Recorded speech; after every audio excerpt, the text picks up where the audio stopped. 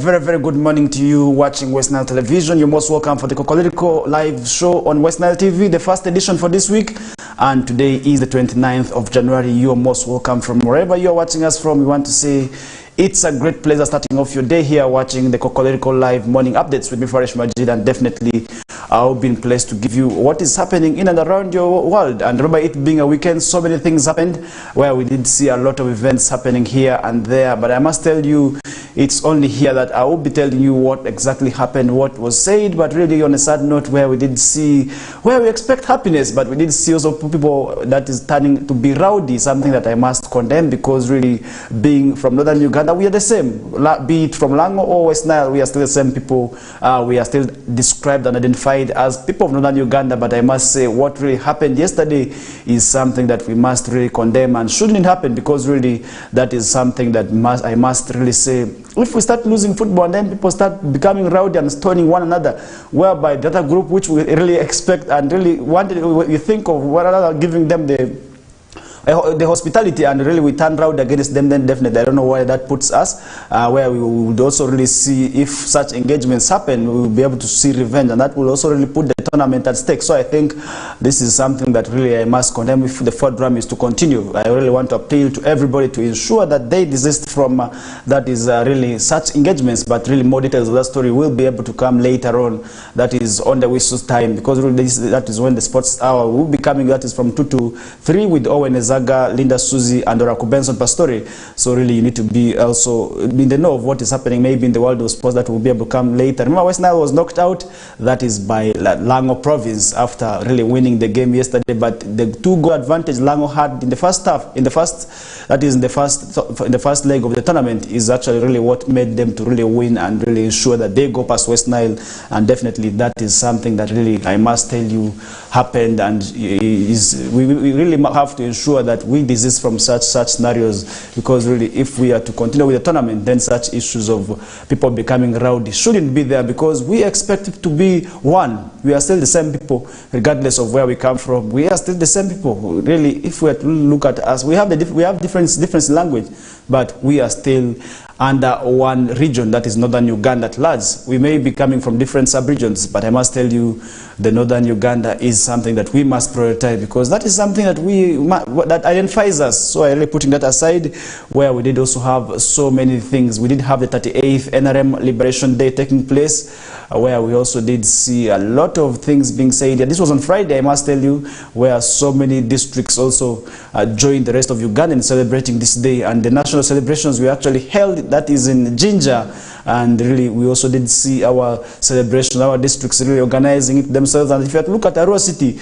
the main celebrations of Arua City were actually held, that is at Arua Primary School playgrounds, where so many dignitaries came in place, where so many supporters of the party also really gathered to celebrate this day, where we did see so many speeches made, where people called for, that is improvement in security, because the issue of insecurity was really described as something that needed to be addressed, because it is pushing away so many investors.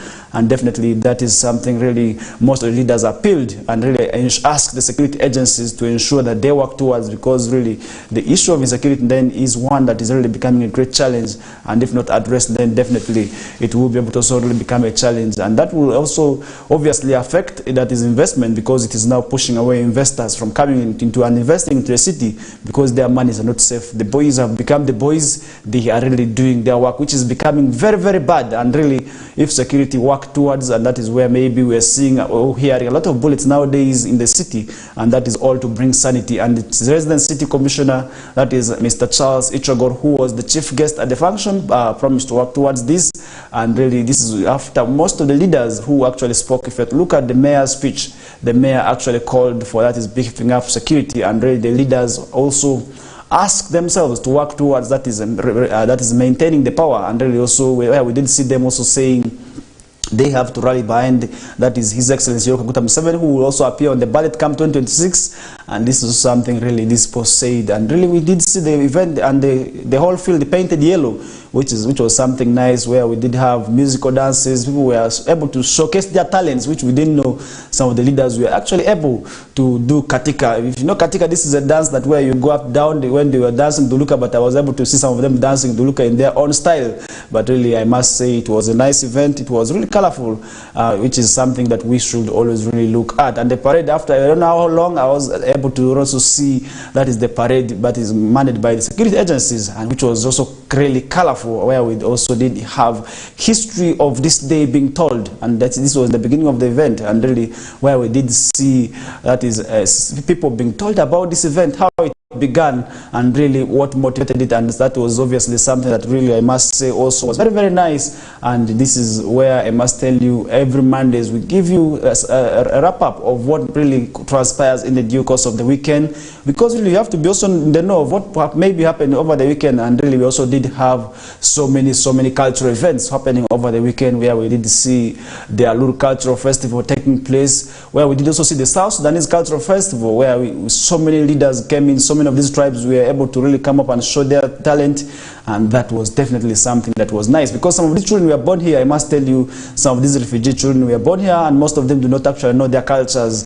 And such engagements to me is the way to go, because it is really going to make them understand their cultures. It will also help and tell them really maybe of where they come from and how their ancestors used to live and how they used to live their lives. In terms of dress code, where we did see people showcasing talent in their dress attires, where we did see people showcasing talent in eating, where we did see people showing their talents, that is in cooking even, which was really something that was quite nice, where we did see the dances from the different tribes. Remember, South Sudan, by the way, is a nation that has 64 tribes, and the majority of this we are actually in attendance, where we did also see the Dinkas, the Nuer coming in to show their cultures, which was something that I must say was quite good.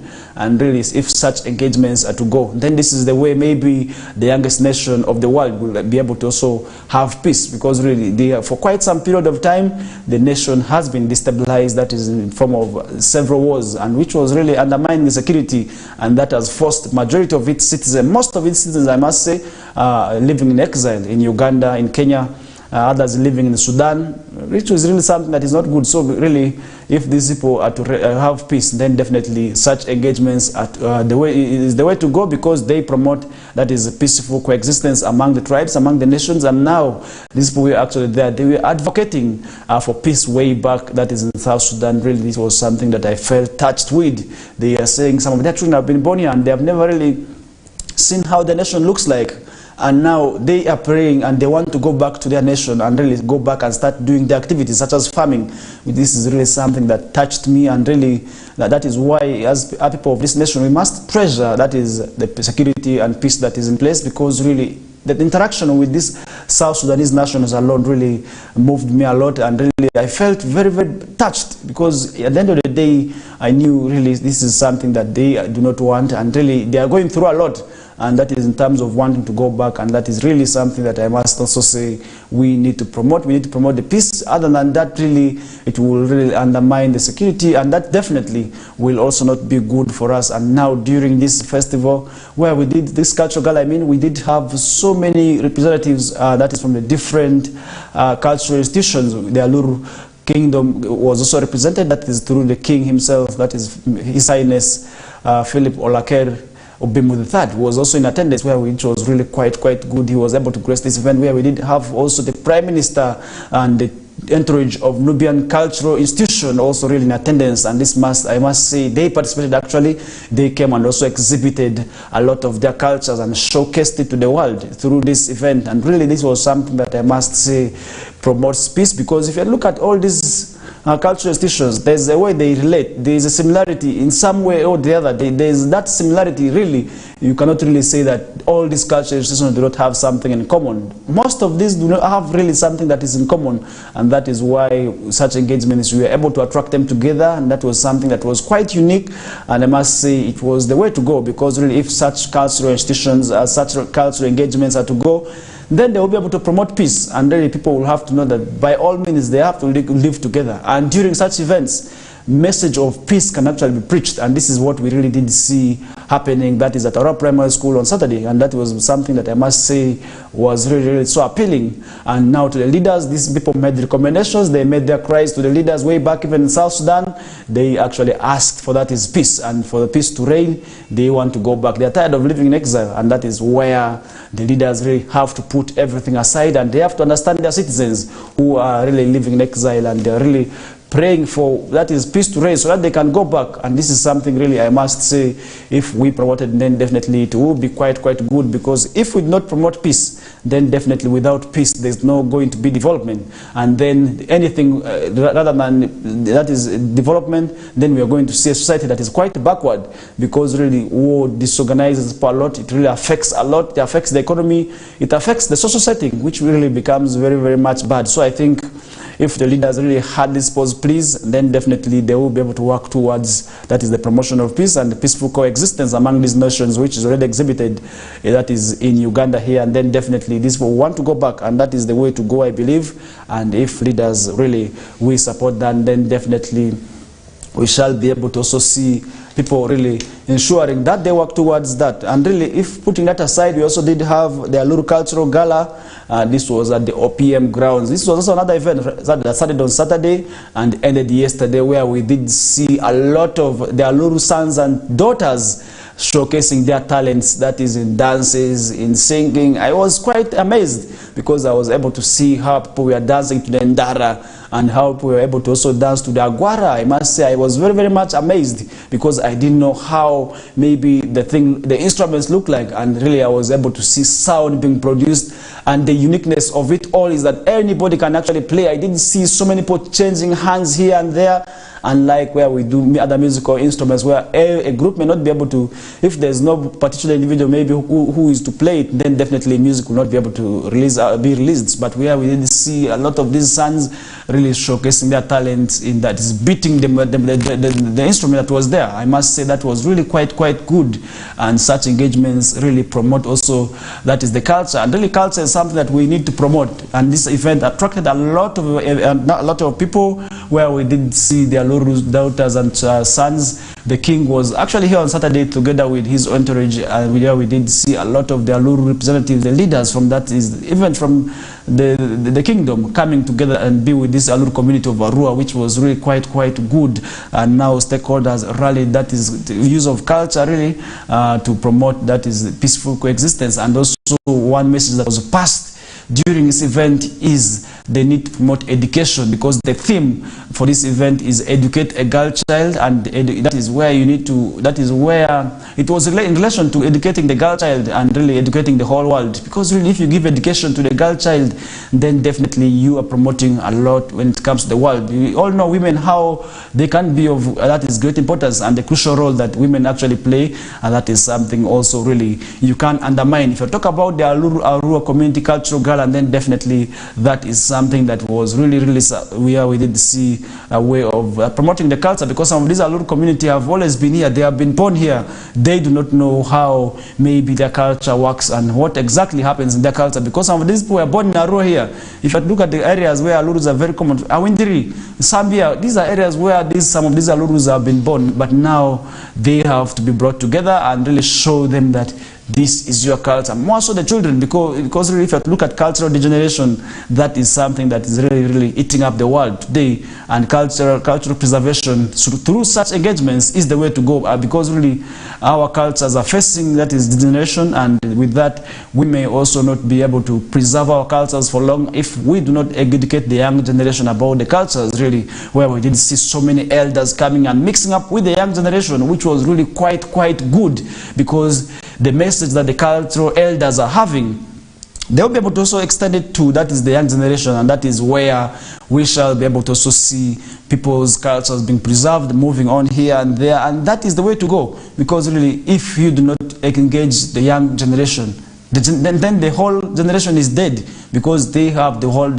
the power, they hold the energy, they are the majority. And really where we did see quite nice experiences of young people coming together with that is the old generation. That was something I must say I was very much happy of. And really the king of Aluru Kingdom, Obimufili Polakeri Round III, who was the chief guest, really called upon people to express themselves and love one another and really love that is their culture, and that is in form of patriotism and dedication to the culture of the father. Urged the subjects to always support each other and live as one people. And unity is definitely the way to go, because if you live differently, then definitely that may not be able to promote development. Then if you live differently, then culture is going to die. And this is something I must say is quite good, and we all need to embrace. And really educating the girl child for a better leadership is the way to go. That is the theme of the event, and really people need to ensure that they educate the girl child, because if the girl child is not educated, then leadership may go down. You know, all the crucial role how women are leading today. If you look at the government of Uganda, most of the leaders are actually women now. The vice president is a woman, the prime minister is a woman, the speaker of this country is a woman. So definitely empowering the girl child is the way to go, but also empowering the girl child alone and leaving the boy child, which is also becoming a threat, because if we have a better society that has women and then a bad society for men, then definitely that will be a society that will have a lot of challenges. And really with that, we are going to be running for a short commercial break, and when we return back, we shall be able to expound more on the discussion. Remember, this is the Kokoliriko morning updates on West Nile TV with me, Farish Majid, each and every Mondays to Fridays, and today is the first edition for this week. I don't know where you are watching us from, but in case you have anything maybe you want to put forward and also share with the rest of the viewers, you can use our various social media or feedback generating platforms, and we shall be able to also see where exactly you are catching us from and what you think about the show, and we shall be able to share that with the rest of the viewers. But for now, we are running for a short commercial break, and when we return back, we shall be able to expound more on the discussion. Thank you.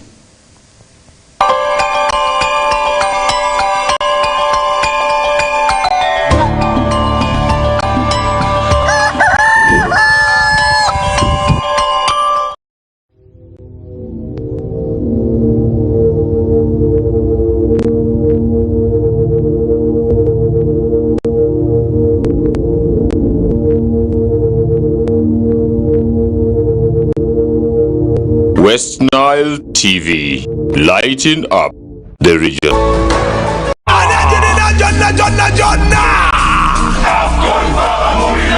AFCON, all 52 games live only on Star Times.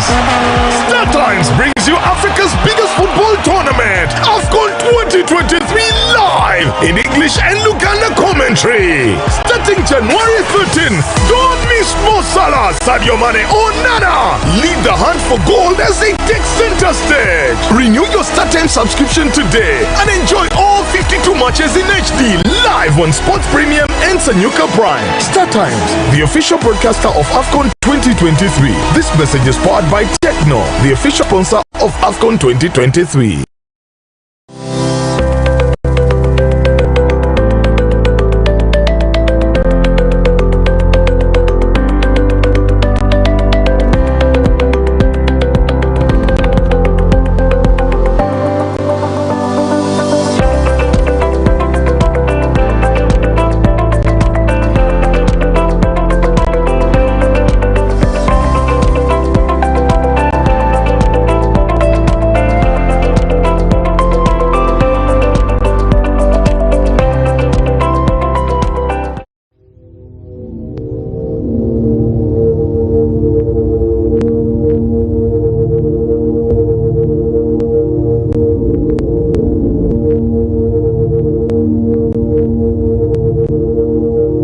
West Nile TV, lighting up the region.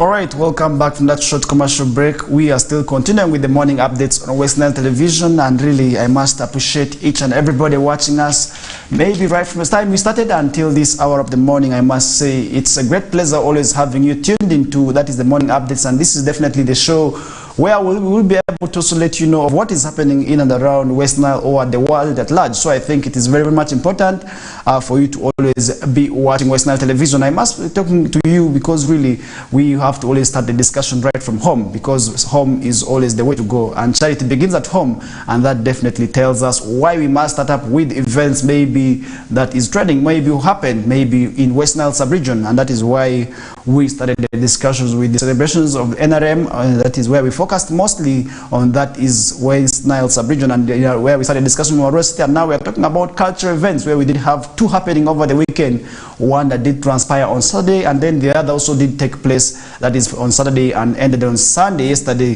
where I must tell you people really came in large numbers because of love for their culture. And this is definitely the way to go, because if you do not love your culture, if you're not really proud of where you come from, then definitely you're going to admire other people's cultures. And then once you start really admiring other people's cultures, you're gone. You will no longer be part of that culture, or maybe where you hail from. So I think it is very, very much important for people to always love where they come from and where they hail from, because definitely that is the way to go, and that will be also the way that they can be happily and living their lives of. So I think it is very, very much important where we did have this event. And remember, this theme, according to organizers, was actually drawn from the culture, from the kingdom's dream of, that is promoting education. They were actually inspired by the kingdom, because they say that if the kingdom is doing something, then definitely as the subjects they have to rally behind. And that is why sometimes I tell you government also needs to come up and really support these cultural institutions and really use them, because if there are certain things, people believe in the cultures very much. For instance, if you have to talk about any campaign, I think rallying behind the cultural institutions is definitely the way to go, because people really at times very much listen to their cultural leaders than any other person. So I think we need to also really ensure when we are doing certain campaigns, we look for better ways. Maybe if working through these cultural institutions is the way to go, then definitely that will also really promote peaceful coexistence, or maybe spread the message very, very wider. So I think I want to thank whoever is watching this time of the morning. I want to thank UG Vibes Brayo, and he's saying, when will West Nile be liberated from darkness, as we happily celebrating the so-called NRM Day. So I think that is his own opinion.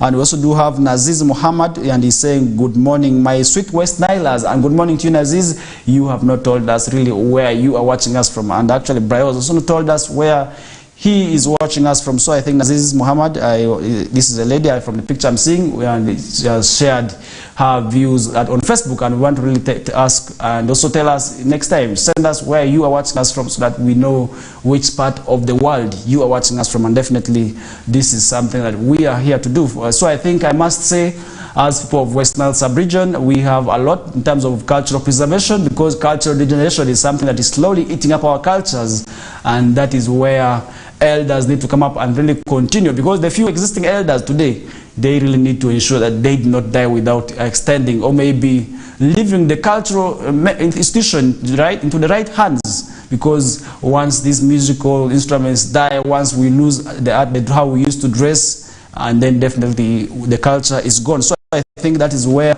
we need to also ensure that we work together. And the resident city commissioner, Mr. Charles Ichogor, who was at the function, appealed, that is, to the kingdom to work together with the city leadership, so that they can be able to benefit from certain government projects. For instance, if there is any engagement supposed to happen, then they will be able to benefit from that. That's the national cake in terms of that is promoting, also performing, in terms of also performing their musical instrument, their musical cultural dances, in terms of poems, in terms of speeches, so that they can be able to recognize. So I think that is something that is quite good, and definitely really that is where we are going to be putting up the discussions. That is in connection to the Alur Cultural Gala, that where we did see, which was quite good also aside. And really I must say that is something I must really appreciate and say it is the way to go, because if we do not really ensure that we do that, then definitely that will be able to so really affect us. And now over the weekend still, we did have the burial of, that is, Honorable Cecilia Ogwal, the woman member of parliament for Dokolo, which was something really where we did see so many people eulogizing her, where we did see so many dignitaries from various parties coming to really ensure that they give a decent send off, where we did also have representatives from other countries, where we did have the speaker all the way from Kenya also attending, so which was something that was quite good, where this is something also we must really ensure that we promote, because you as a leader, you shouldn't only work for your people, you must serve, that is Africa at large, you must serve the world. And that is why you are represented, you are sent as representatives, and that is something that where we did see happening in Kole, because Kole is where she was actually laid to rest, and Kole, this is because it is where her husband comes from. And remember our tradition, once you really get married, you also become part of the other family. And definitely where you are buried in most cultures, it is where your husband comes from, because once you get married, you become part of that family more than your own. That is where it is very much important for you to always be to always be in the know of what is happening, and that is where the West Nile Kokoliriko live show comes in. And remember, so many people eulogized her, and FDC party president, that is Patrick Amuriat Oboy, did actually address the late as somebody who was not a political thief, and that is where he actually said he worked for the world and he never stole anything, and he was a decent leader, and that is where he actually also extended his message to the rest of the leaders to actually embrace the same. And with that, we are going to be seeing a transformed society, a society that will have everybody at heart, a whole society that will love the world, and definitely that will be also something that will be quite good, I think. So it is very much important for all the leaders who hold these offices, and this is not only to the politicians. The rest of the leaders can actually emulate her character and ensure that they serve their people diligently, because this is not only the politicians. So many leaders are there in place. We have political leaders, we have religious leaders, we have other leaders who are all recognized, cultural leaders, not leaving them, who are all recognized as leaders. And really, once you are recognized as a leader, then definitely you need to serve your people with the right purpose. You need to serve them diligently, so that once you go, they will not be making mockery of your death. So I think it is quite good for all people who are holding these offices to really ensure that they want, when they're serving, they really cater and work for everybody, and that is something where we did see happening there, that is in college. So I think I must say we need to work together, and really now people are, just before even her burial, people are already eyeing the position. We have seen NRM eyeing the position. Remember, Cecilia Ogwal has been attached to, that is the Forum for Democratic Change Party. And now we are seeing also on the papers here that is leaders already eyeing the position, political, that is NRM already eyeing, just before even the burial. I don't know what that means, because really sometimes also that becomes not quite good. Now we are seeing here so many people already trying to tussle it out, that is for the Dokolo woman in parliament that fell vacant after the death of, that is Honorable Cecilia Atimo Ogwal, who died, that is in a hospital in India due to cancer related. That was on 8th of January 2024, and really was buried, that is in Dogodo village, that is the Alito sub-county in Kole district. That was on 27th of January. And really, this is something also I must say we are really seeing. NRM is already, secretary is there to declare her seat vacant. This is where we are seeing so many people really coming up, and they want to also really take up that position, and that is something also we shall be able to follow up. And who exactly will be able to take that office is something definitely we are yet following up on. And remember, I did say the Forum for Democratic Party president, that is Patrick Amuriat Oboy, the leader of, that is the opposition party, actually said the fallen woman member of parliament Barbara Atimo Ogwal was not a political thief, but a champion of multi-party democracy. And this is definitely something that if you talk about her legacy, then you wouldn't exclude out, because she championed, that is multi-party democracy. Remember, before that, we did have the single party where so many leaders, where it was only one party to rule, and definitely that was also against people's rights. It was infringing on people's democratic rights, and where we did see her really stepping out strongly to condemn that and really say this is something that is against the rule of law, and really it is also against the human rules, because really democracy is something that really we must promote. Because if you look at democracy, somebody may be talking about democracy, then somebody out there may not be understanding really what exactly democracy is. But if I'm to explain to you from the little history or SST that I learned, that democracy just simply means the rule of the majority over the minority. So this is where People have to exercise their duties in terms of the decision making, and the decision making has to be influenced and affected by everybody. And this is where, but in most cases, it is the majority that will determine on what will be able to take place. So I think that is something also really, if you talk about her legacy, if you talk about who she was, then you wouldn't really go with unnoticed. So I think it is quite good where we need to have such leaders also ensuring that they work together, because really working together is the way to go. And with that, really, it is something that we also need to ensure that we work towards. And remember, really, so many things also did happen over the weekend, where we did see Lukwago's FDC Katanga faction crisis as key members defect to Oboi's Najana Nkumbi faction. And this is definitely something that we also did see transpiring on various social media outlets, and that is an indication that the FDC rankles are not yet done. The storm is not yet settled. So I think it is still going on. The storm is not yet over. For that is the Forum for Democratic Party change ooze, and we are still following up on that, and definitely maybe what is causing that. And the Forum for Democratic Change, that is the Katonga faction led by Mayor Elias Lukwago, is facing crisis as several members of parliament and senior party members have defected to the main faction, that is the Najana Nkumbi bloc. Remember last year we did have so many challenges, that is the Najana Nkumbi and Katanga factions, and all this we are actually recognized, and now we wanted to see what exactly really is happening, and that is something we shall be able to really let you know of. Because if you look at the FDC, so many leaders have been, they have been actually put apart. And if you look at most of them, others crossed to the Najana Nkumbi bloc, with others really also remaining at going to towards the Katonga bloc, which is something I must say was not quite good for a party that one time enjoyed being the majority or the main opposition party in this country. And that is something also really, if they were to be able to work towards restoring that pride, which has now been eaten up, but that is by the National Unity Platform, then definitely they needed to work together. They need to ensure that they bridge the gaps and put all the differences aside and work towards 2026, because really 2026 is not very far. We are talking about 2024, and really politics starts playing its part now. I must say right now we are seeing politics going on, despite despite the guidelines not yet being issued by, that is the EC. But now we are seeing politics happening. If you look at most of the leaders, those who are in the positions already in your vicinities, they are moving around your areas, convincing you through so many things. The others have even been reached the extent of being open and telling you that they are coming in 2026. And that definitely is already campaign going on. So what does that mean really?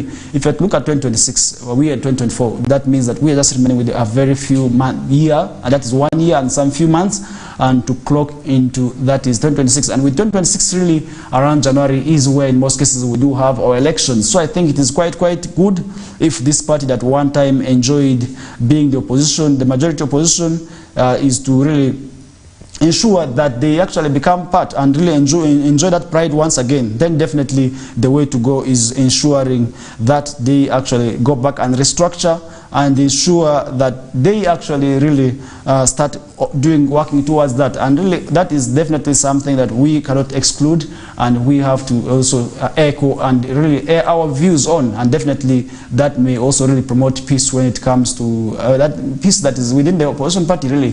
That opposition party that really one time, to me, enjoyed being the majority for quite a long period of time, unless that is of recent, where it was actually eaten up. That pride has gone, and it has been taken up by, that is the National Unity Platform Party, which is led by, that is Honorable Robert Chagulanyi Sentamu and the team, who have really had majority of the members of parliament from the opposition being from that party. And this is where we judge the majority or the main opposition party from, because if they send so many representatives, then definitely that will be an indication that they are actually the main opposition party or the leading, and definitely that will also really have something maybe when it comes to really ensuring that they actually work towards, that is the promotion maybe of restoring the lost pride, which is really something I must say for these parties to ensure that they work towards that. And then they need to reunite and really put the differences aside and work towards ensuring that come 2026 they are a one unity which has been formed, a bloc that will actually really put it against the ruling government in terms of really tussling it out, and then definitely that will also really greatly impact on the opposition status, and really in terms of also ensuring that they regain the lost pride, which to me is happening because of maybe some disunities among the party members here and there. But now, if people are already defecting back, because these are people who came from the other bloc and really cross this way, and now they're going back, where does this put the National Nkumi bloc at? And where does this really put the supporters at? Because this is, to me, going to really throw the supporters aside. Others are going to really be aligning to, that is the National Nkumi bloc, with others crossing over to the Katonga faction, and then definitely they would also not be wanting to vote for the other group, despite where they actually come from, because somebody who is under Katonga faction will definitely not campaign for that one of National Nkumi bloc, and that is already divisionism. So with that divisionism, then definitely it will also not really also be good. And really with that, so many things also did happen over the weekend. I really did talk to you about so many parties, so many events happening over the weekend. And I must say there's one thing that I cannot really exclude, that is from the Arua ghetto community. Right now, really some of the areas have become that is source of insecurity, and people find it very difficult. If I'm to mention some of the areas, nobody can actually now freely walk into Baruku, Aro primary ends and walk freely, and this is because of insecurity. And more so, as early as 7 p.m. people are being strangled, that is in broad daylight, their property is being grabbed. Women lose a lot of property, lose funds, lose monies, and really that is something that is really becoming out of hand. And if you look at not only Aro primary, most of the suburbs within the city are actually becoming a threat to insecurity. Look at San Siro ends, which is really becoming a notorious area. It is becoming a hotspot. It has actually been identified as a hotspot for criminality. Look at that is areas deep down in Crab, those ends, Smash. All these areas have been labeled as hotspots for criminality. But really, I must say, these people have something to say. I was able to interact with the ghetto community of Arua. This was at Highbury Stadium, where they did have their 4 years celebration, where they were actually celebrating 4 years of promoting togetherness among the youth and women. And this is in terms of resilience. And I was able to also ask them, why is that the case? Why must their areas being labeled as hotspots for criminality? Why is that most of the boys actually come from these areas and go and rob into the streets? Can they really find other alternatives, maybe in terms of really so earning a source of livelihood? But I must tell you, this people's cry is that if government at all is to promote them and really ensure that they get empowered, then definitely these boys would actually be able to also desist from criminality. And now they're asking for government help to ensure that government helps them, and then they will be able to also leave criminality. Because all of these boys have become, if you look at the criminal activities going on there, most of the prostitutes are coming from these areas. Most of the thieves are coming from these areas.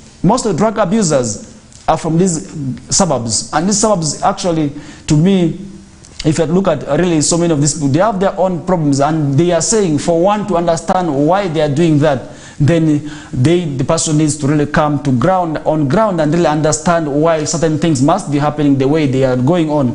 And really they actually echoed their voice, and they are saying if government is to come up and skill these boys really, then they will be able to also move away from criminality. And the government has done its part, and really most of these, some of the organizations have actually been able to empower these young boys through skilling them. And now, yesterday, they were able to give live testimonies. Some of them have actually said it all that before that, they were the ones that were robbing people's phones on the ground. They were the ones doing certain bad things. But certain organizations, which names I cannot mention, actually came to their rescue and really trained them in terms of that is so many skills, welding, where we did have others getting skills in electrical installation, others in saloon operation. So really, those who got the skills are actually now self-dependent, and now they're looking for survival through certain things. So I think really, if government at all is to promote and ensure that this is the way to go, and then definitely we may see a reduction that is in the crime rate among these communities. So this will really say there are things that if really government does not neglect them, if government really comes to their rescue and ensure that they really get the necessary skills that they want, and through with also the equipment that where they will be able to start up their life from, and then definitely they will be able to also desist from criminality, because really criminality is one thing that you must say is eating up the society. Because nowadays really each and every time you cannot live a night without hearing a bullet that is in Arua streets every night. I don't know why, but that definitely is the indication that criminality is still very much high,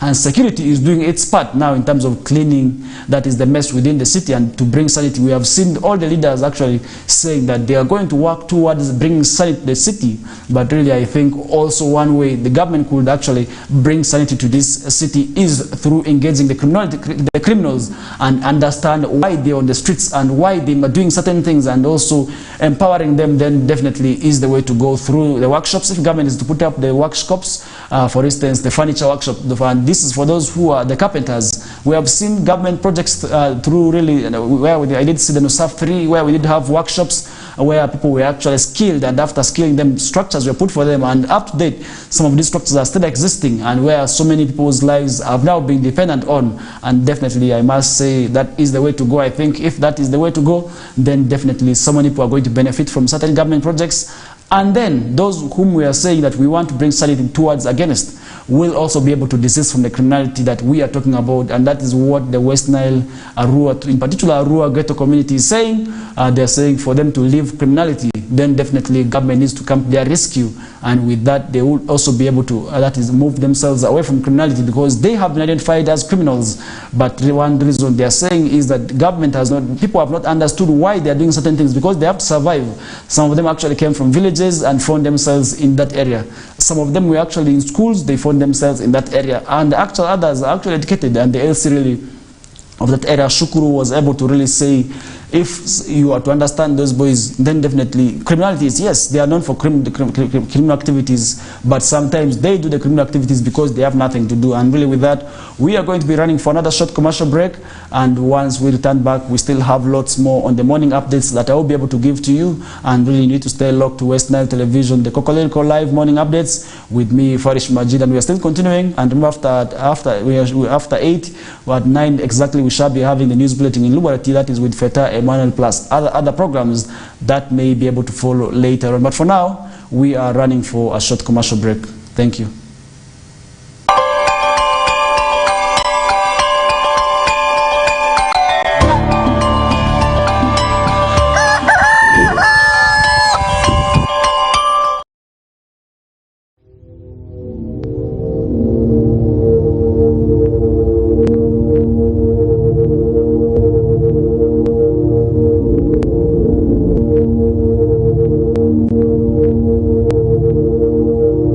West Nile TV, lighting up the region.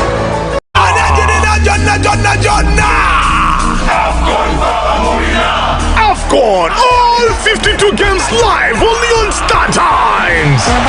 Star Times brings you Africa's biggest football tournament, AFCON 2023, live in English and Luganda commentary. Starting January 13, don't miss Mo Salah, Sadio Mane or Nana. Lead the hunt for gold as they take center stage. Renew your Star Times subscription today and enjoy all 52 matches in HD live on Sports Premium and Sanyuka Prime. Star Times, the official broadcaster of AFCON 2023. This message is powered by Techno, the official sponsor of AFCON 2023.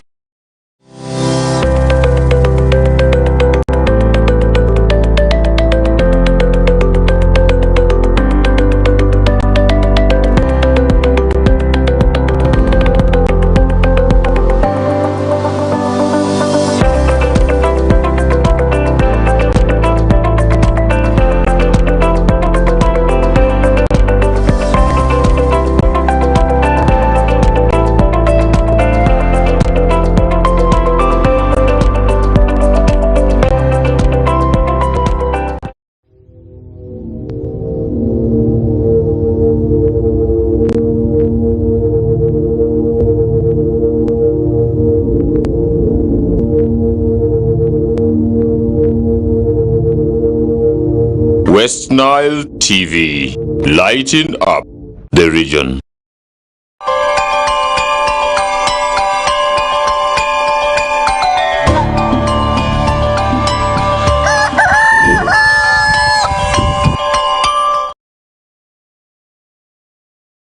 Welcome back from that short commercial break, and we are still continuing with the morning updates on West Nile Television. My name is Farish Majid, and in case you are just joining us right now, you're most welcome aboard, and this is the show that definitely will have an impact on you as an individual or as a person. So I think it is very, very much prudent for you to always be watching us from wherever you're watching us from. You can watch us from any part of the world, where we do have people watching us overseas, in the Middle East, in Europe.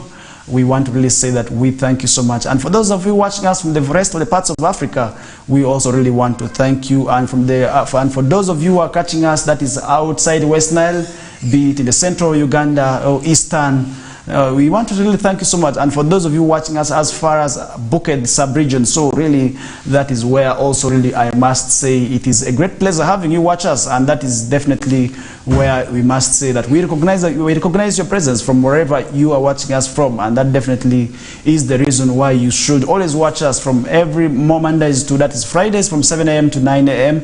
and we shall be able to sort of give you what is happening. And remember, in the first hour, we did have discussions that is in relation to the 38th NRM Liberation Day that did take place, where we did have the main celebration taking place, that is in Jinja City, but of course, so many districts and cities also within, that is the country, also did organize their own celebrations, where we did see in West Nile, Arua City holding its own celebrations, Terego holding the same, but Arua district is yet to have their own celebrations. That is, they are now going to commemorate the NRM Liberation Day very soon, at a date that has already been communicated, but I will be able to sort of engage them, and really they have to come and tell us when they are really also preparing, and maybe also how they are ready to really celebrate the day. But we, on Saturday, we did, on Friday, I mean, we did have the leaders from, that is Arua district, joining those of Arua City also to commemorate this day, which was quite good, because really, for all these places to grow, because Arua City, I must say, is the mother, is always the capital city of all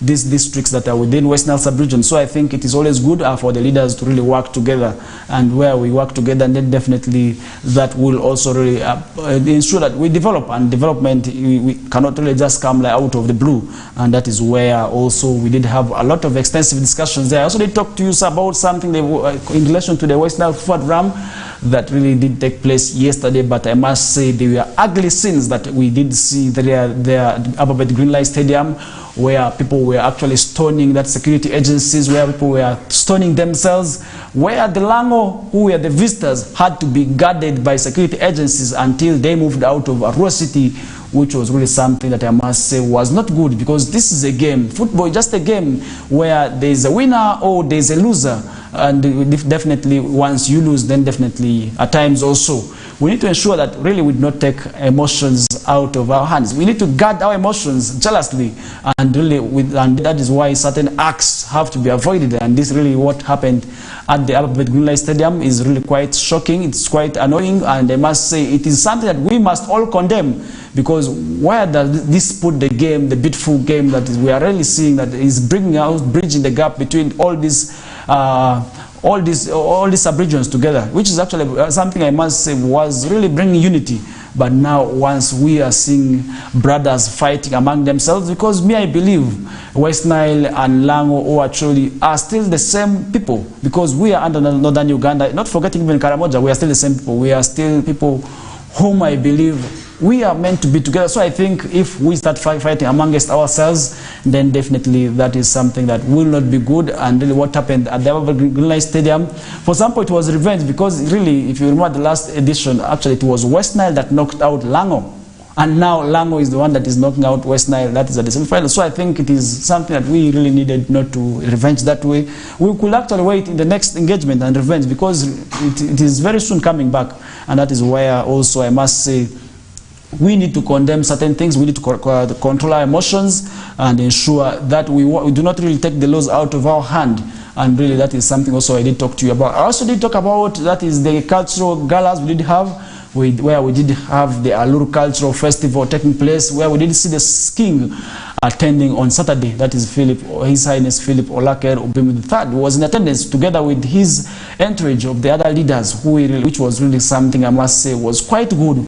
And this event actually attracted so many Aluru sons and daughters together, dressed in their attires. That was something that was really quite amazing. I must say I was very happy to see how the Alurus dance, in terms of dancing the Agwara and Dara. It's something that I must say was quite good for me to see. And this is where cultural preservation comes in, because the world today is facing, that is, challenges of cultural degeneration. People want to really bring their cultures here, and this is where we are seeing so many of these issues. If you are talking about really one reason why people rejected certain laws or certain activities, they say it is against our cultures. And of which culture are we talking about? It is definitely that culture that was exhibited at the opium grounds. And this is where I must say, for those who missed, you missed something that was quite good. And this is not only for the Alurus, because this event also attracted so many other cultural entities. We did have the Lugbara Kari in attendance, which was something that I must say is quite good, because we come from the same people, we are of the same lineage. I can be able to also really go to an Aluru, and we are still recognized as West Nile. I can be able to move to Madi, and we are still recognized as West Nile.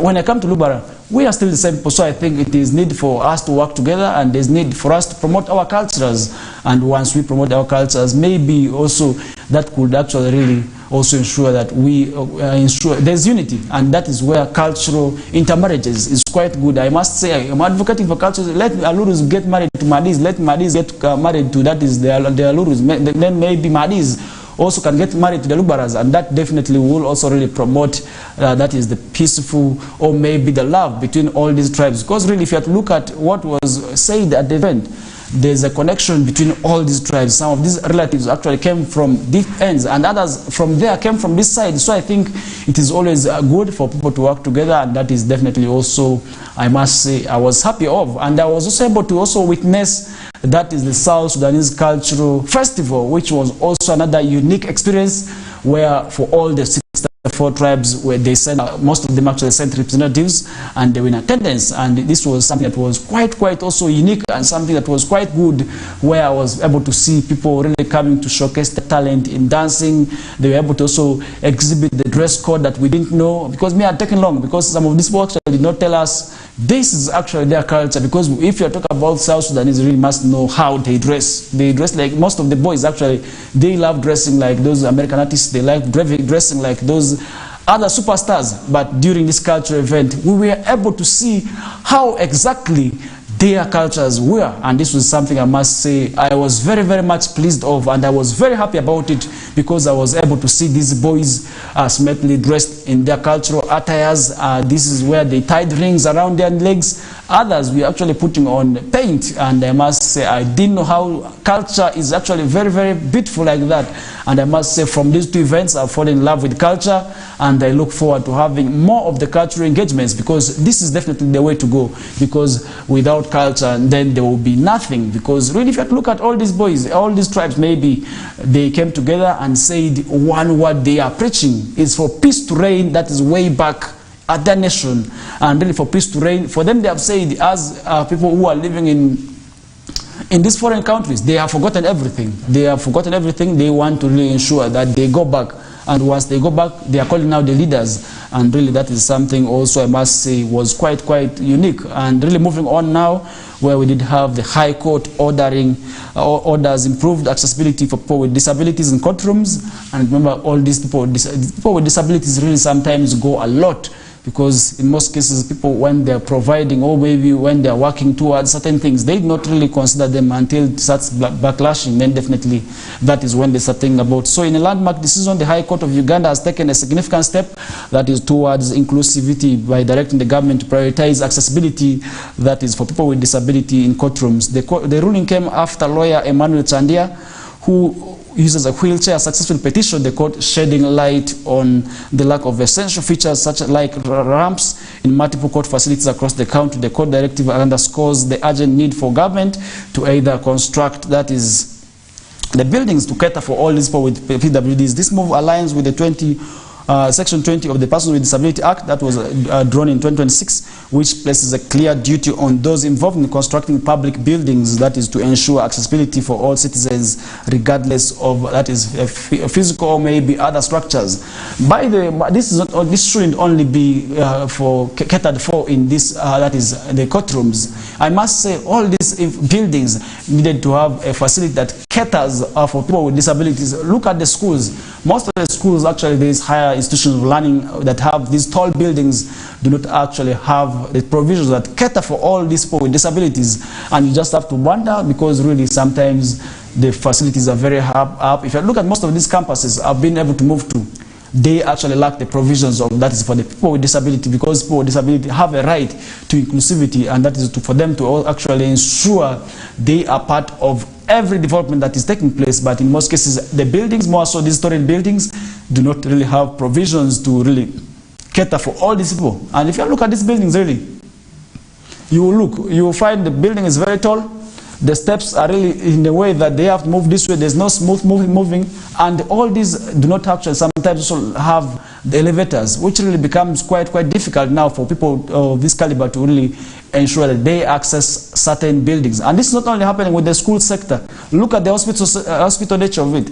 In most cases where the buildings do not really cater for people with disabilities, then definitely it will becomes very much difficult for them to roll and move up to where they're supposed to get the services from, and then definitely that is also really working towards their mandate. So I think it is quite good, it's timely, and such interventions is really what we really need to advocate for, because people with disability, they are really disabled not because they want, but sometimes they find themselves like that. And sometimes also, remember, there's a saying, everybody is a victim or is a candidate to disability, because sometimes people really become disabled in broad daylight, sometimes due to accidents or other factors. Really, that is where when once we are working, we need to ensure that we really mind and cater for these people. We need to support them, because if we do not support them, and this is now somebody's plea, because one is a representative, he is actually petition, the person actually petitioned this against this law is actually really one person who is also disabled, and that is Stephen Chandia. So I think that is Emmanuel Chandia.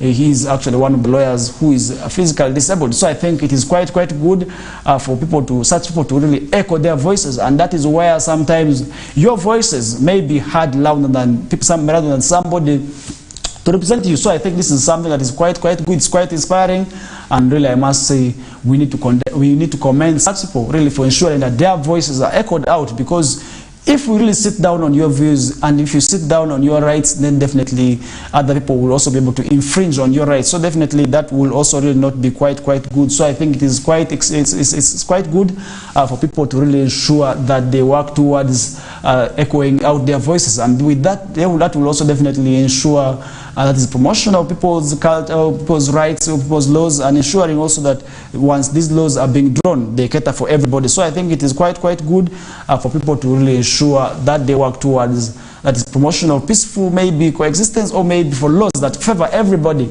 And that is definitely where such buildings, or maybe engineers now who are to develop these buildings, need to have provisions for the people with disability. They need to cater for everybody, rather than just having these buildings with the steps that we usually know them of, and how they really need to step on. That is really not quite good, because a person with disability may find it very difficult to really move up. But rather, if we had a smooth path, maybe they will be able to really roll with their bicycles to wherever they want to go to, and depending on maybe how far they want to go. And if these buildings that will have maybe elevators, that will also definitely really favor them. So I think that is something also we need to ensure that we really need to work towards, and really ensure also we talk about, and remember, if these were not really ensure that we really favor them, then definitely that is infringing on their rights, because we are the same people. And everybody is a victim, maybe is a potential candidate to becoming disabled, of which that is something I'm not praying for.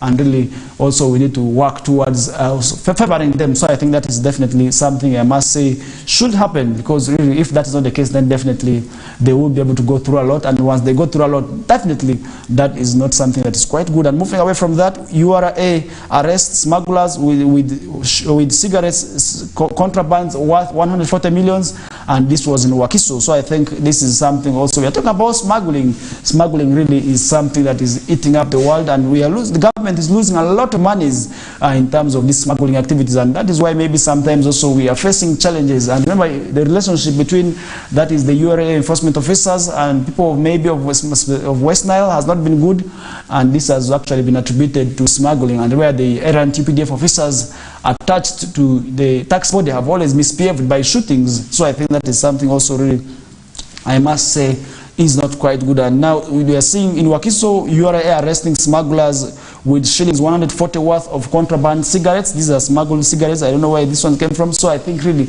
we need to ensure that really this is from smuggling. And the Uganda Revenue Authority enforcement officers arrested 4 suspected smugglers, that is in Senga Village, Wakiso district, with 59 boxes of flavored cigarettes worth 140 million. The suspects attempted to bribe the enforcement officers with, that is, Ugandan shillings 10 million, but after rejecting the money, they are now being detained and now awaiting to be also sent to jail. So I think the URA Commissioner for Public and Corporate Affairs, Ibrahim Bossa, said the suspects were apprehended following a tip-off by an informer indicating the location of the house where the smuggled cigarettes were stored. So I think this is after a whistleblower also really came out and really told the URA officers. And remember, this has also not been quite good, where we have seen these informers or whistleblowers also sometimes facing it rough, because in most cases they're not protected, and somebody can be able to sort of also sometimes there's also some scenarios where society may just suspect, and once they suspect you that you are an informer of the tax body, they can be able to beat you up. So I think we have seen several of these such instances of whistleblowers being beaten up, where we did see on Toporaka, where one was actually beaten almost to death until these officers had to come to his rescue. So I think this is something also really we need to ensure that we desist from, because smuggling definitely is something that is not good, but due to people also sometimes people have to survive. That is why they engage into smuggling. And the only way to control smuggling is now, to me, also ensuring that there's uniformity in terms of currency. So I think that is where the East African community's shillings or currency is very, very much important where we actually need it, so that we shall be able to have uniformity, that is in terms of the currency, because really once currencies differ and where the values of the money is actually not the same, then definitely people will opt to go for where the things are very cheap. And that definitely promotes smuggling, because where people go to may not be quite good. Because really, if somebody is going to DRC because the product there is very cheap, and then it is quite expensive here in Uganda, then definitely that will be able to promote that is smuggling. So I think that is something we need to also ensure that we work towards, and then definitely it will also not be quite good there. So I think it is quite good for people to ensure that they work towards promotion of that is the uniformity in currency, and that is something I always advocate for, and that is where we need the East African community to really come up with certain measures of ensuring that we have a common currency in terms of money, and then definitely I believe that will also be able to reduce on corruption there, because corruption is something that is slowly eating up our cultures, I must say, where we are losing a lot of monies. And somebody was able to say, really, if government is actually to minimize money that is lost in terms of corruption, then we shall be able to avoid that money that we will be able to be borrowed in terms of loans and donations from these European countries that are currently threatening us with a lot of issues here, because we have rejected certain laws. And then if we were to be able to use monies that is actually lost in the hands of corruption through such instances of smuggling, because smuggling, I believe, is part of corruption, because you are doing something that is illegal and something that is unacceptable by the law. So I think if we engaged certain people through certain issues here and there, then definitely that would actually really ensure that we get the money to sustain our economy, to sustain our budgets, and then we will not be able to rely on donations or funds from these European countries that are currently also issuing a lot of warnings and threats for us here and there. And then definitely, if we had our own monies, or we were not involved in corruption or smuggling, then we would be able to sustain our monies, and then certain threats will not be able to have meanings on us. So I think it is quite good to ensure that really we work towards that. And remember, over the week, so many things did happen, where we did see also the results of, that is, for the candidates being released. That was last year, but this has also left a lot of questions. If you really look at West Nile sub-region, then definitely most of our schools have not performed very well. If you look at one of the districts that has actually least performed, is from Mariokolo, where out of 3 students, at least there's one who has failed. And if you look at the numbers of people who have failed nationally, the number is actually 88,000, which is quite huge.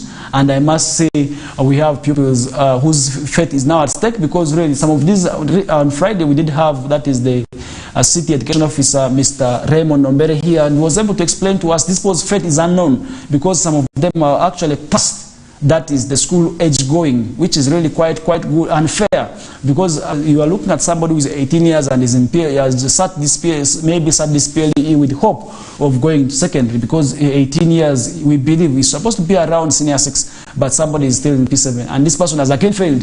Where does this put the future of this learner? Because if you look at Corona, also the Corona pandemic also did greatly contribute to these people actually growing, and now these learners have grown, and definitely they have failed the exams, and Madiokolo is actually one of those districts that has failed mostly, and really this is something I must say we need to work towards, and I want to also take this back to the stakeholders of that district and maybe ensure and find out why is that the case. And Madiokolo is hosting also in one of the districts that is hosting a number of refugees, and all these refugees are in these camps, and really where we did see these performances happening, then definitely that is something that we must be worried of, because 88,000 nationally is something that is not quite good, and really being one of the least performing districts where 1 out of 3 pupils have failed, then definitely that is not quite good. It's an experience that really we must say we're not happy of, because when I was here last week, I did tell you that once you fail, and once you're sitting for these exams, you are sitting them alone. And when your parents are paying you off school fees, in most cases, they're the ones that struggle very much alone, but nobody cares really to support you. But when the results come, the results are for the community. The results are not yours. Community is waiting to see how you performed. Once you perform very well, they'll be proud of you. And once you fail, really, it also becomes a shame or burden to them, because nobody wants to associate themselves with the failure. So I think for those who have failed, really, it's not the end of life, I must say. The results have gone, but my humble appeal to you is that let's ensure that we go back. Let's go back and really ensure that we try again. For those who have really also who think that they cannot really ensure that they go on, maybe there are these vocational schools that we could embrace, and where you'll be able to also get the skills, and that will be able to sustain you for the rest of your life. So I think it is quite good to really have this advice for those who have failed. And to these parents who are not happy with these results, some of them have not actually failed because they do not want to, they want to fail. I must tell you that there is nobody who wants to fail, and just like nobody wanting to go to hell, I believe all these children did not actually want also to fail, but that has found themselves failing. And remember, this is a region where we have so many distraction factors. We have the local derbies, which have really contributed greatly to people's underperformance in this district, because really this district, some of them, these discourse sometimes also really affect the learners. So I want to appeal to the leaders, if they are to address the poor performance of this of the district, then definitely they have to work together, because all these factors will contribute, that is, towards improvement of academics in that district. Because if they do not work together, then definitely that will also not be quite good there. So I want to appeal to the people of that district to ensure that they work towards bridging the gap in academics, because if that is not the case, then definitely it will be able to really continue. We shall be able to really see the poor performance that we are talking about, and we are waiting to analyze the results. We want to see how the districts of other districts will have performed, and I will be able to really bring the discussions to you tomorrow with more on how maybe the best pupil of this region, maybe the best school, and according to the information we are getting, the best school in the city is actually Oasis Primary School. That is a private school that is in Obolokofuk, where we did also see nationally the private schools are competing the UPE schools. And now, if you are ready to look at the district of Madiokolo, this is a school that has very few private schools, and maybe that is the reason as to why they're not performing very well. Most of the schools are actually government-aided schools, and really we have seen nationally the government schools not performing very well.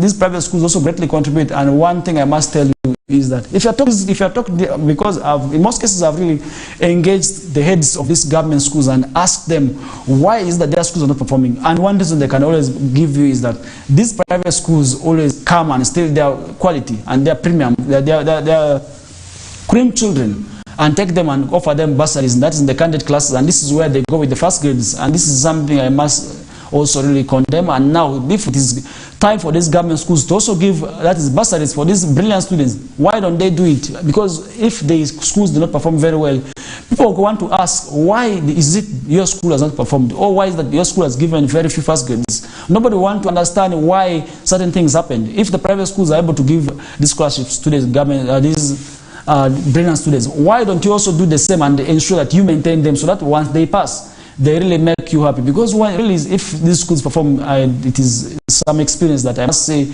makes everybody happy. We have seen schools from the central region coming for the best learners from these cities here. I've seen it because really I'm somebody who started my entire primary life from here. I've been able to see that.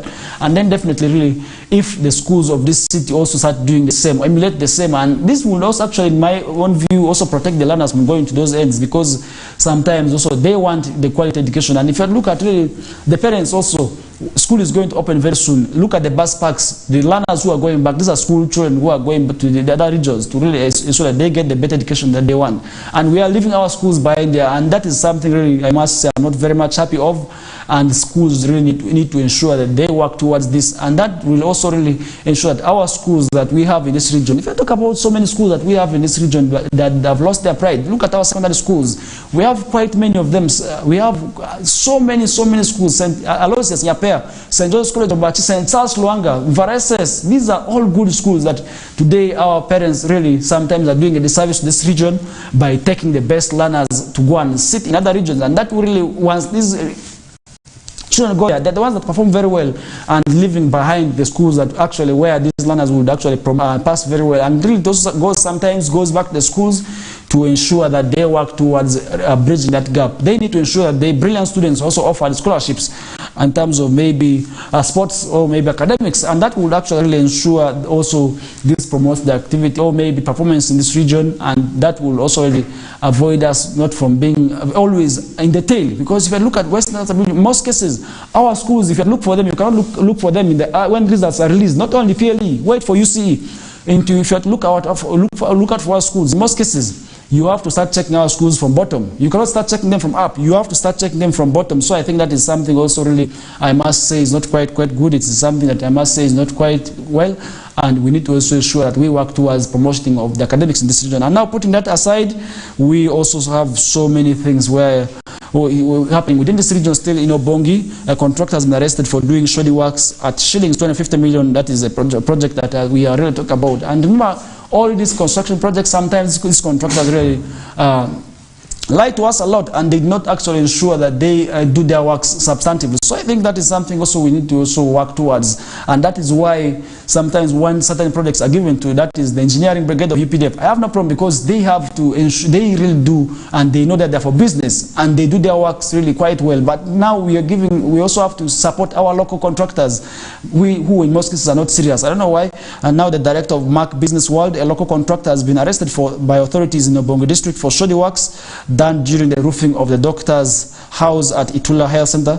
And the contractor, Mr. Vuchiri, is accused of deviating for specifications outlined in the bills of quantities by using timber instead of steel and opting for bricks instead of specified blocks for the construction project. That is valued at Uganda shilling 250 million and involves construction of 3-bedroom house, and the completion of deadline was set for August 2023, but as of now the roofing remains unfinished, and the arrest operation was conducted by the DPC of Bongis, that is SP Graciano Nkuruziza, and supervised by RDC, that is for Bongi Samuel Mpibaza Ashaka. And this is also something I must say, if we are to also see so many of these districts in West Nile ensuring that their projects are worked upon timely, then we need to also ensure that we squeeze these local contractors. We really, why must you go for something you know that you cannot really ensure that you can finish? And that is why I must say these contractors, if we are to be able to give them these contracts, so, you know, the contract awarding committee is where sometimes I also have problem with, and this is where it is said corruption in most cases is actually being exhibited, because in most cases these bidders and these bidding processes are not transparent, and that is why we have seen challenges, and maybe why these certain government projects are failing or stalling, because we have seen most cases. Look at the roads projects, sometimes they actually stall because the contractors who awarded the projects do not really ensure, or maybe they lack the capacity in terms of ensuring that they work towards these projects. And now you look at what is happening in Obonga. I think if the rest of the district in West Nile maybe are supposed to do the same also, that would also be as a warning to, that is, the rest of the local contractors who are not doing their works or maybe doing their jobs very well. So I think it is timely for the rest of the districts also to emulate the same and ensure that they work towards, that is, bringing sanity. So I think really contractors who awarded these projects, you need to ensure that you work these things diligently. You need to ensure that you work and do maybe what you feel, maybe what you can do. Do not go for projects that you cannot finish. And that is why it is very, very much important for the local contractors really to ensure once these projects are awarded. And now where does this actually be, where does this end? And I think this as a warning needed to be also echoed to the rest of the contractors. This needs to act as a warning where certain contractors who actually do not finish their things timely, who are actually deviating from the quantities. Now you in your plans, you are told that you are proposed that you are going to work and put iron sheets, or maybe you're going to put metals in the roofing process. But now we are seeing you bringing timbers. I think this is something also really we need to ask. And because you were talking about blocks, but now we are seeing bricks, and then definitely you have gone against maybe the MOU that we signed with the district. So I think this is something also that we need to really ensure we move away. I believe, unlike just like Obongi, this may be the same case happening in the rest of the district within West Nile. So I think this is something also we need to ensure that we work towards, and that will also really bring development. And without that, that will also really that will also extend a warning to those who would actually want to maybe be engaged in the same. And this is a warning to those contractors. This is where I want to appeal to everybody, maybe who is a local contractor, do not really go for projects that you cannot finish.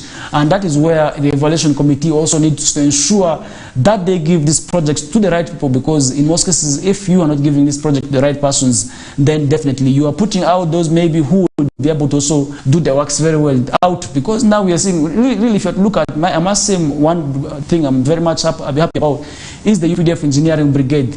Once they get the projects, they ensure that they do it, that is with a lot of diligence. So I think just like them, the rest of the local contractors, if they actually emulated the same, then definitely that would also really improve on service delivery and really ensuring that there's development, because all this is development, this is money that comes from government. And if you really look at the evaluation, and really the money is worth 100+ millions. So I think that is something also really these people need to desist from, and with that really we are going to be running for a short commercial break. And when we return back, this is actually the last, and remember at 9 that we shall be having the news bulletin in Lubarati with Feta Emmanuel, and the rest of the team is actually ready and preparing to give you what is happening, that is in the world of Elaza. But for now, allow me running for a short commercial break, the last one for today's edition, and once we return back, we shall be able to expound on more topics, and this is definitely on the Kokoliriko live show with me, Farish Majid. Thank you.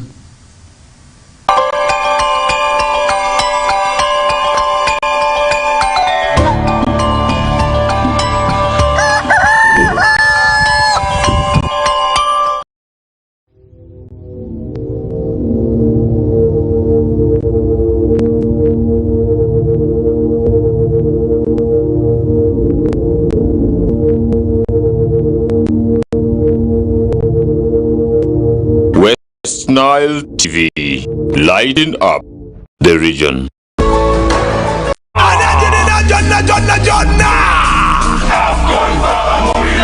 AFCON, all 52 games live only on StarTimes.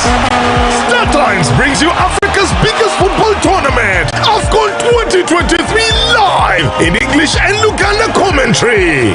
Starting January 13, don't miss Mo Salah, Sadio Mane or Nana. Lead the hunt for gold as they take center stage. Renew your StarTimes subscription today and enjoy all 52 matches in HD live on Sports Premium and Sanyuka Prime. StarTimes, the official broadcaster of AFCON 2023. This message is powered by Techno, the official sponsor of AFCON 2023.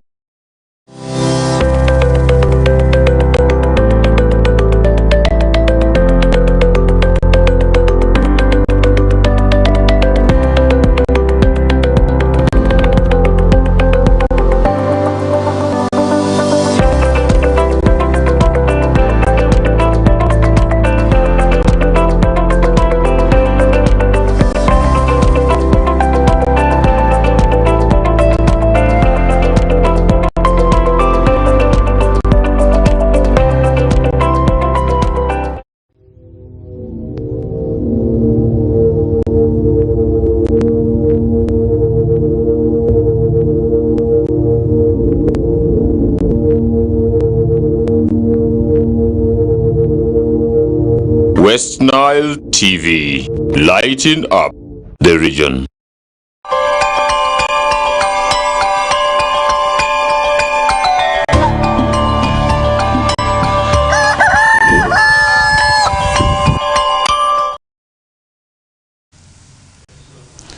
All right, welcome back from that short commercial break. We are still continuing with the Kokoliriko morning updates on West Nile Television. And in case you are watching us or joining us for the very first time, this is the West Nile Television Kokoliriko show that comes your ways every Mondays to Fridays, 7 a.m. to 9 a.m. With me, Farish Majid, where we do also bring guests sometimes to analyze on some of the topics that may be of national importance. And that is why we also come each and every mornings to tell you what is happening, maybe what transpires. And this is the Monday edition, where we stretch back, way back up to Friday, and this is where we sum up the whole weekend and let you know maybe of what really happens, maybe in your absence or in your know. And more, we did discuss a lot, and we are still continuing with a lot more. And really, over the weekend, there were mixed reactions, where government disavows Judge Julia Sebutinde for voting against ICJ measures on Gaza's Strip, and this is something also really that came in with mixed reactions. I must say, people were very happy at first.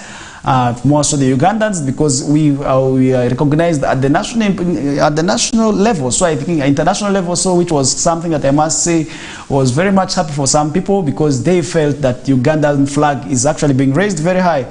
But now the Ugandan government disavowed Judge Julia Sebutinde on Friday, January 26th, after she voted against all the provisional measures that the International Criminal Court ordered Israel to take in a case filed by South Africa over the war in the Gaza Strip. Uganda's permanent representative to the UN, that is Adonia Ayebare, said in a statement that Sebutinde's vote did not represent Uganda's stance on the Palestinian issue. Ayebare stressed that Uganda's solidarity with the Palestinian people was evident in its voting record at the United Nations, and that's something also really people were able to also say their views here on, because they were able. Others were supporting her, others were saying that what she did is actually not right. The war in that is the Gaza Strip is something that we really need to condemn, and really something also that did not really happen the way they thought maybe she would actually issue their judgment. But really sometimes also people issue their judgments because the way they look at the things, the way I'm looking at how I'm perceiving may not be the way or somebody out there may be perceiving an issue. So I think it is definitely something I must say could maybe have happened for that reason. So I think this actually brought in mixed reactions. Julia Sebutinde, actually, she was one of the first people to really step on that floor. And being a Ugandan, it was quite a nice experience, because some people were actually very, very happy for Uganda to be represented. That we were actually awaiting, and now others after are waiting for her stance, where we did also see some people coming out back and to express mixed reactions. Others have said what she said is wrong, and others said what she did is the right thing, because for different reasons, which I do not believe. I do not know why people may be able to judge her for the way they think they should judge. But I must say that is something that also really happened over the weekend. So I think that is something also we cannot leave out, and definitely we also have to really talk about. Because if that is not the case, then definitely that is something also that will be able to leave us behind. And once we leave that out, then definitely it will not be quite good. So I think it is very, very much important for people to also be represented at the national scene. And this is a woman, and we're talking about women. And remember, the Aluru Cultural Festival, and just like the other festivals, focused on the girls' education. And this actually should be an indication to the women out there that you can actually do something, that you can become that international hero that you want to become. You do not really have to sit down and work, but rather work towards your dreams. And this is the girls who are still in the school age. And to the parents also, we need to tell our girls that they can actually become who they want to become, who they want to be. The freedom is theirs, they to become. Because really, if we do not ensure that we work towards that, then definitely our dreams may not be achieved. Because if we do not achieve your dreams, sometimes it is because you do not want. Because really sometimes you also see parents here struggling with their daughters, struggling with their stands, but the children are not ready. That is where I must say it is because you do not want to become. And now moving away from that, heading to Mubende, authorities rally parents to support schools to fight dropouts. The Mubende Municipal Education Officer Salongo Sebitosi has urged parents to support government efforts to promote education and reduce school dropouts. And he announced an operation to trace school dropouts, which commences very soon. Although the number of children who didn't turn up to write their primary leaving examinations reduced from that is in 71 in 2022 to 27, that is the failure rate, that is still high at 168 this year. Although the numbers went down from 272 candidates in 2022, the number of candidates who achieved first grades increased, that is to 261, which Sebitos said gives hope to the leaders in the district. So this is the same thing. If you have to remember what this city education officer, Mr. Raymond Ombere, was able to also really say here on Friday, this is the same message. Parents need to come out and support schools, and this is now what the leaders of Mubende are supporting, because sometimes, really, if you give an example of the common saying that used to be there, Sazia Chabo and Baba Munyanyadusi Izasi, which was really translated from the local language that it is already midday.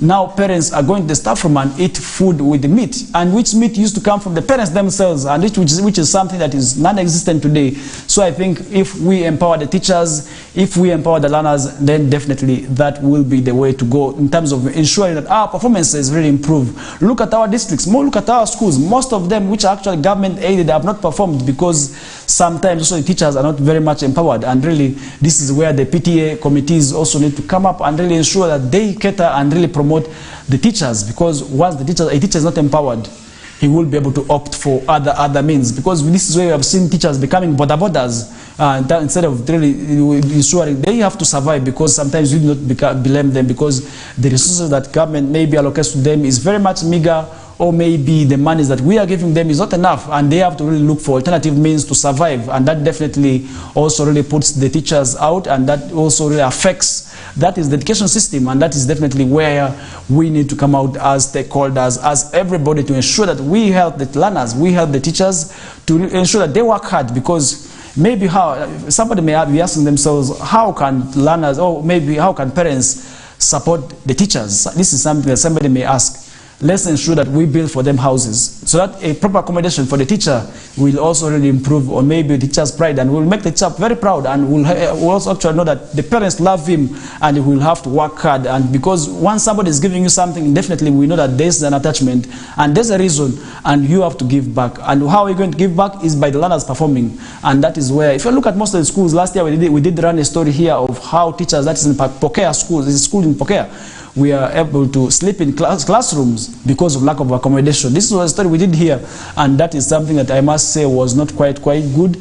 And really, somebody is sleeping in a classroom. How do you expect such a person to really exploit, or maybe put out his best? Definitely the person will not be able to exhibit his potential, and will not be able to also really exploit what he or she holds, and that definitely also really will be able to affect the quality of education that we have in this region. And once the teachers continue doing that, they definitely, I must say, will not be able to also really ensure that they do their best. And that is where we need to really ensure that we support the schools, we support the learners, because if that is not the case, then definitely that will also not be able to ensure that our performances change. Really, if you look at the schools in this region where they are performing, we have heard that the parents very much support the schools, which is not the same case. We are limited as parents of these schools. In most cases, we are limited, and that definitely also tells us it is not quite good, and it is where our children are not performing very well. It is actually a reason because they are not being empowered enough, and that definitely tells us that we need to ensure that we support the schools, we tell the teachers, we empower the teachers, we build for them houses, we give them the necessary support they need, because if that is not the case, then a teacher who is sleeping very bad may not be able to solely also ensure that he or she works very well, because sometimes the teachers have to look for survival, and actually we need to now draw means, and to the parents now, we need to ensure that we pay our children's school fees, because yes, government has given us PTA, but we have more to do in terms of ensuring that the teachers' welfare is improved, and this is where these monies that actually the PTA committees ask for needed to be paid, because if we do not pay that money, then definitely the teachers whom we want to empower will lack the support, and that definitely will also not be good. So I think it is quite good for parents now of all the region. This is happening in Mugbene, where the parents are actually where the stakeholders are asking for parents to empower the teachers, and this is something I also want to implore the rest of the districts, more so districts in West Nile, to ensure that they do, because if they do not do that, then definitely a teacher who is not empowered will not work to his best, and will not actually, and now that will also not force the schools to achieve, and that is definitely also going to put the teachers out of their efforts. So I think that is something also really I must say we need to work towards. We need to ensure that we really help our teachers. If we not really help our, look at our schools. Really, most of them are living in dilapidated structures. I was able to move to some of these government schools. If you look at schools like Aro Primary, look at these traditional schools like Aro Primary School, Jaco Primary, Aro Public. Some of them still have these old buildings that needed to be put down or demolished. Or perhaps if they cannot demolish them, they need to revamp these infrastructures, and that will also really improve on the academics and maybe the performance of these schools. This is not only within these schools I've mentioned. Move to Orawa, move to Ombachi Primary School. These are schools that are still grappling with that is poor infrastructure, and the buildings are now old. And I think if really government is to empower that is the performance of these schools, they need to ensure that these schools are built very well. And now parents also have the role of that is supporting the teachers. So I think that is something that we must also ensure that we work towards, and then definitely that will also really ensure that the performance of this region is really improved. And really with that, we are coming to the closer of this discussion, but in a special way, allow me thank whoever shared their feedback. And I want to thank Zuria Islam, Zuria Shaka, and you are saying good morning, West Nile Television, sending love. We're also sending our love to you. Thank you so much for watching us. And I also want to appreciate Yamandu Fred, you are watching us from Itiana. I want to also say thank you so much. And not forgetting that is UG Vibes Brayo. We are saying when will West Nile deserve better? I think I read that comment. Thank you so much. And not forgetting lastly, that is Naziz Muhammad. I want to appreciate each and everybody who also watched us right from the time we began, and you did not actually share maybe your feedback with us, but I must say we still very much appreciate you, and we are very much proud of you, and we shall be able to return, that is tomorrow, for the Tuesday edition of the Kokoliriko live show that comes your way each and every Mondays to Fridays from 7 a.m. to 9 a.m. And remember at 9 a.m. we shall be having, that is the news bulletin in Lubarati with Fete Emmanuel and the rest of the team who are actually ready and willing to give you what is happening in the world of Eolas. And this goes to the Lubarati speaking community. Definitely you need to get the news that you want in the best language that you understand, and that definitely also will have an impact on you. And with that, really, also before I forget, I must appreciate whoever has been behind the doors. I must appreciate my camera person, Senior Dizon. Thank you so much for always making me look that handsome on your screens. And I also want to appreciate that is Boniface, my producer, for ensuring that the write-ups that you're seeing on the screens are very much organized and they're very well, for you to also have an understanding of maybe the discussion that we're holding here. But for now, really, we are stopping for today's discussions here. Thank you so much for watching us, and it's a goodbye from you. Thank you so much.